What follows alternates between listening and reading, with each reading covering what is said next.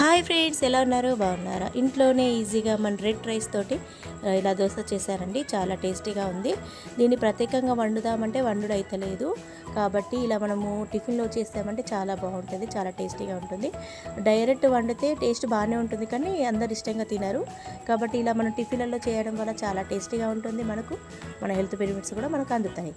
తర్వాత దీని ఏం లేదండి, సేమ్ క్వాంటిటీ తీసుకున్నాను. ఇదే అండి రెడ్ రైస్, బ్రౌన్ రైస్ అంటే ఇదే. చాలా టేస్టీగా ఉంది రైస్ మాత్రం. దీన్ని రెండు సేమ్ క్వాంటిటీ తీసుకున్నాను. మీరు కొంచెం కావాలనుకుంటే కొంచెం బ్రౌన్ రైస్ ఎక్కువ తీసుకోవచ్చు, రెడ్ రైస్ని. ఓకేనా? తీసుకొని నానబెట్టేసుకొని మనం దోశ ప్యాటర్న్ ఎలా చేస్తామో సేమ్ అలాగే చేసుకోవాలండి. కానీ మాత్రం క్రిస్పీగా మాత్రం చాలా టేస్టీగా క్రిస్పీగా వచ్చాయండి. చాలా బాగుంది. ఒకసారి ట్రై చేయండి. రొటీన్గా కాకుండా ఇలా డిఫరెంట్గా మనము హెల్త్ బెనిఫిట్స్ ఉన్నాయని ఇలా కలుపుకొని రైస్లా బదులు ఇలా వేసుకొని చేసుకునే వరకు చాలా టేస్టీగా ఉంటుంది. ఇవే కనుక నచ్చినట్లయితే ప్లీజ్ సబ్స్క్రైబ్ ఛానల్, నన్ను కూడా సపోర్ట్ చేస్తూ ఉండండి. Thank you.